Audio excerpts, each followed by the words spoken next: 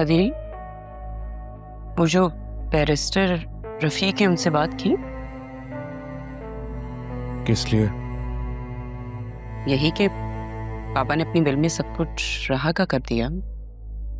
हमारी बेटी के हिस्से में तो कुछ भी नहीं आया और ये फेयर बात तो नहीं है। आसिया, जो कुछ भी मेरा है वो बतूल का है।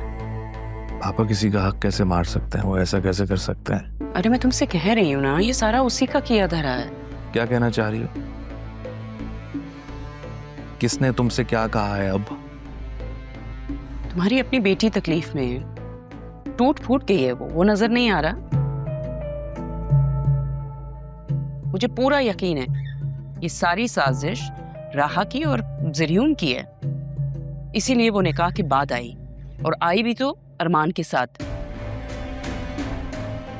ताकि हम जरियून को मासूम समझें और अपनी बेटी का निकाह कर दें उसके साथ। राह का पीछा छोड़ दो आसिया। पहले दिन से उसके पीछे पड़ी हुई हो, अब बस करो। इतनी नफरत क्यों है तुम्हें उससे? मैं उससे नफरत नहीं, इनफैक्ट वो मुझसे नफरत करती है। और कितनी वकालत करोगे उसकी? उसका चेहरा तो वो आ गया है ना सामने। बस बस बस, जाओ यहां से, मुझे अकेला छोड़ दो। क्यों क्यों अकेला छोड़ दूं? बात ना करूं? तो मुझे बात नहीं करनी। तुम यहां से जाओ, मैं यहां सुकून से अकेले बैठना चाहता हूँ। Please leave.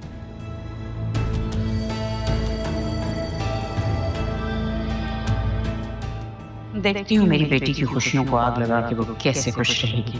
लगता है अब मुझे ही कुछ करना होगा, किसी का सहारा नहीं लूंगी। ओके।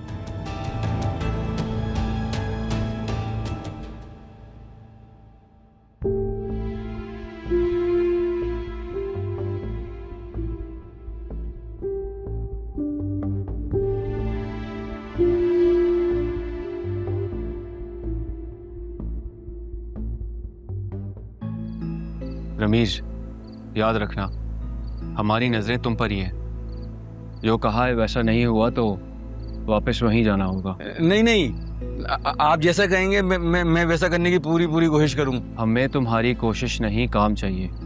देखो रमीज, तुम्हारी बेगम की वजह से तुम्हारा बहुत लिहाज कर रहे हैं, लेकिन जब तक हमारा काम नहीं हो जाता तुम्हारी बेगम हमारी मेहमान है। अरे अरमान साहब, आप बड़े आदमी हैं, ये मर्दों की बातों में आप औरतों को क्यों मेहमान बना रहे हैं? तुमसे जितना कहा तुम उतना करो। ना तुम हमसे मिले ना हमने तुम्हें कुछ कहा, समझे? मैं बस एक बार खालिदा से मिलना। समझे नहीं तुम? ठीक है।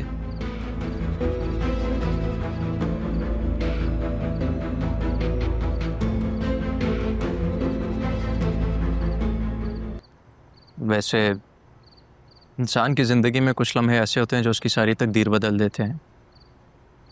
आज शायद वही लम्हा है। शाहजहान, मेरे ख्याल से तुम भूल रहे हो कि तुमने ही मुझे कहा था कि मैं जरियून से निकाह कर लूं। अब तुम मुझे प्रपोज कर रहे हो।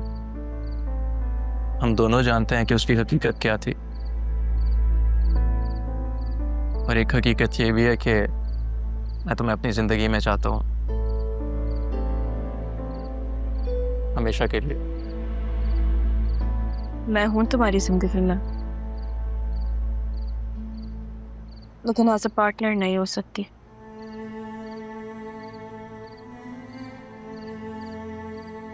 मेरी जिंदगी में अभी बहुत मुश्किल वक्त गुजरा है।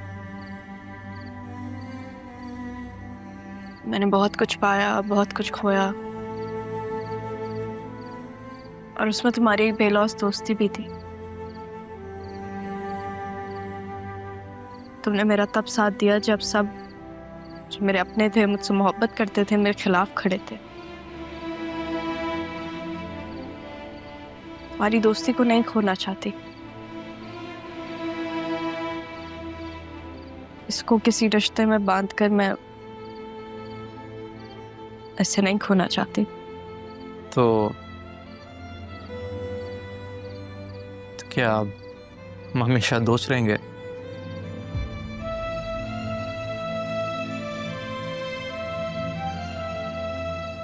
तुम अपनी पहली मोहब्बत को कभी नहीं भूल सकते ना, इसलिए तुम मुझे यहाँ लेकर आए हो जहाँ पे तुमने उसे प्रपोज किया था, है ना?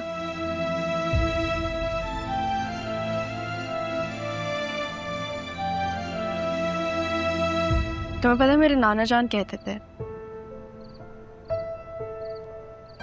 कि आपका एक अच्छा दोस्त वो होता है जो कभी ना बदले, बुरे वक्त में आपका साथ दे, ना कि बदल जाए।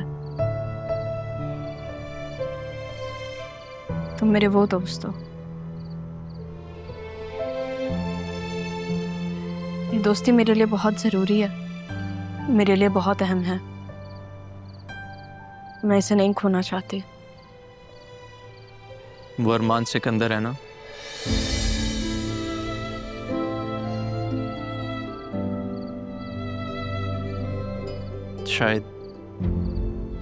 शायद यही वो बात थी जो तुम समझने की कोशिश कर रही थी, नहीं?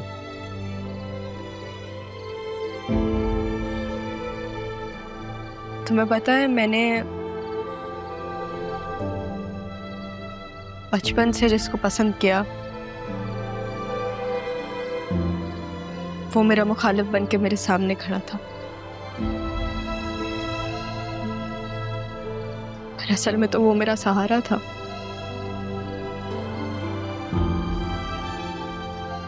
जो भी उसने किया, कुछ चीजें मुझे बहुत बुरी लगी।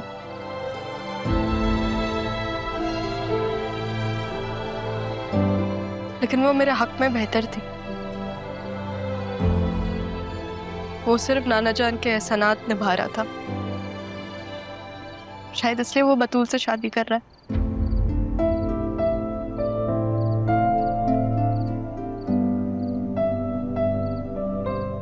लेकिन मैं उसके अलावा किसी और को नहीं सोच सकती। मेरी हमेशा से कोशिश रही कि मैं तुम्हें कहीं खो ना दूं, कि आज एहसास हुआ कि तुम्हारी तो मोहब्बत ही कोई और है। दोस्ती और मोहब्बत में यही तो फर्क होता है।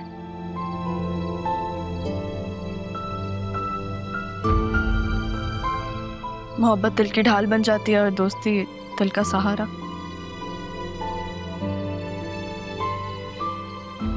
मैं चाहती हूँ कि तुम हमेशा मेरे दोस्त रहो। मैं हमेशा तुम्हारे साथ हूँ।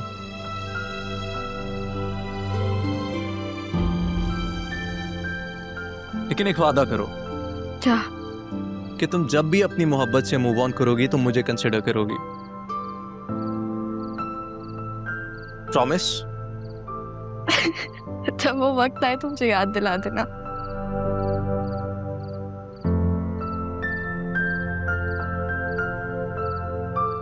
अब कुछ खा लें?